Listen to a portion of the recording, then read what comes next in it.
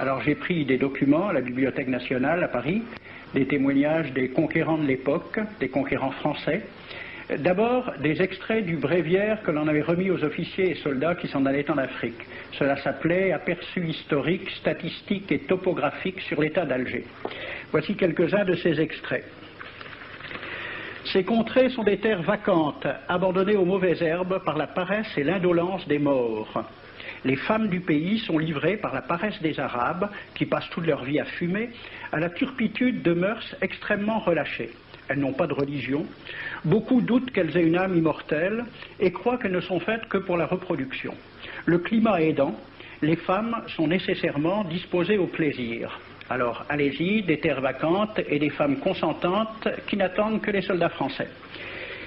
Et puis, à côté, j'ai vu d'autres documents qui marquent l'étonnement des officiers français qui débarquaient en Afrique. C'est Campagne d'Afrique en 1830 par un officier du corps expéditionnaire. Cette terre, qu'on avait présentée comme sauvage et inhabitée, est couverte de jolies maisons de campagne entourées de jardins.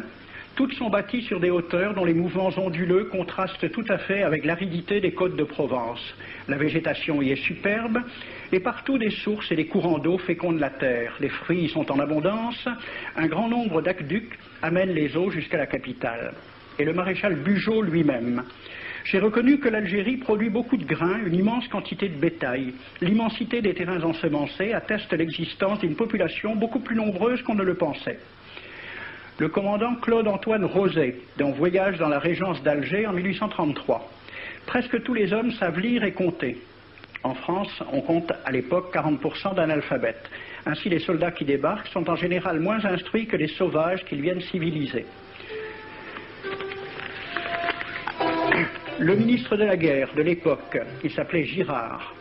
Il faut se résigner à refouler au loin, à exterminer même la population indigène. Le ravage, l'incendie, la ruine de l'agriculture sont peut-être les seuls moyens d'établir solidement notre domination. Savary, duc de Rovigo, apportez des têtes, bouchez les conduites d'eau avec la tête du premier bédouin que vous rencontrerez, au nom bien sûr de la civilisation. Christian, dans l'Afrique française, un détachement de l'armée parti d'Alger surprend la tribu désarmée des Olifias et massacre sur le champ tous les hommes, femmes, enfants, sans distinction. On parlera de 12 000 morts. Les troupeaux raflés aux Olifias seront vendus au consul du Danemark. Quant au reste du butin, il fut exposé au marché de Babazoun. On y voyait des bracelets de femmes, encore attachés à des poignets coupés, et des boucles d'oreilles pendant à des lambeaux de chair, au nom de la civilisation. Le colonel François de Montagnac. Selon moi, toutes les populations qui n'acceptent pas nos conditions doivent être rasées.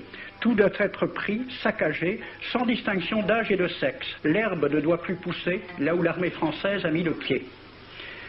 Saint-Arnaud, il était commandant et c'était aussi un mari très attentionné. Il écrit à sa femme « Chère Louise, je suis bivouaqué par une chaleur de 40 degrés au milieu de 20 villages superbes qui ne se sont jamais bien soumis. Je leur ai donné jusqu'à ce soir pour payer les impôts et les amendes que je leur inflige. S'ils ne s'exécutent pas, j'enverrai 3 colonnes brûler tout. » En juin 1845, la tribu des Ouled Riha, chassée de ses douars par les détachements incendiaires du colonel Pélissier, se réfugie dans des grottes de montagne. Ordre du maréchal Bugeaud. Si ces gredins se retirent dans leurs cavernes, imitez Cavaignac aux Béha, fumez-les à outrance comme des renards. Voici le récit d'un témoin, français bien sûr. Voir au milieu de la nuit, à la faveur de la lune, un corps de troupes françaises occupé à entretenir un feu infernal. Entendre les sourds gémissements des hommes, des femmes, des enfants et des animaux, le craquement des rochers calcinés s'écroulant. Le matin, quand on chercha à dégager l'entrée des cavernes, gisaient des bœufs, des ânes, des moutons. Parmi les animaux, entassés sous eux, on trouvait des hommes, des femmes, des enfants. J'ai vu un homme mort, le genou à terre, la main crispée sur la corne d'un bœuf. Devant lui était une femme tenant son enfant dans ses bras. Cet homme avait été asphyxié au moment où il cherchait à préserver sa famille de la rage de cet animal. On a compté 760 cadavres. Le 8 mai 1845, Saint-Arnaud découvre 500 Algériens qui s'abritent dans une grotte entre Ténès et Mostaganem. Saint-Arnaud ordonne à ses soldats de les emmurer vivants. Il écrit « Je fais boucher hermétiquement toutes les issues et je fais un vaste cimetière. La terre couvrira à jamais les cadavres de ces fanatiques. » C'est à peu près ce qu'ont dit les Allemands en massacrant le village d'Oradour-sur-Glane. Montagnac, toujours lui, le colonel. Voilà comment il faut faire la guerre aux Arabes. Tuer tous les hommes jusqu'à l'âge de 15 ans. Prendre toutes les femmes et les enfants. Vous me demandez ce que nous faisons des femmes que nous prenons? On en garde quelques-unes comme otages, les autres sont échangées contre des chevaux, et le reste est vendu à l'enchère comme bête de somme, toujours au nom de la civilisation. Nous rapportons un plein baril d'oreilles récolté paire à paire sur les prisonniers. Il contient même celle d'un de nos 58 gendarmes morts de maladie. 2 pièces de 100 sous ne sont pas à dédaigner. Le maréchal Soult, ministre de la guerre, répondant à des questions à la Chambre des députés. En Europe, un tel acte serait horrible et détestable. En Afrique, c'est la guerre même. C'est la guerre même, c'est du moins ce que dit le ministre français, mais en face, voici un décret pris par l'émir des Arabes, l'émir Abdelkader. Tout Arabe qui amènera vivant un soldat français recevra pour récompense la somme de 8 douros. Tout Arabe qui aura un Français en sa possession sera tenu de le bien traiter et de le conduire le plus promptement possible, soit devant le califat, soit devant l'émir lui-même.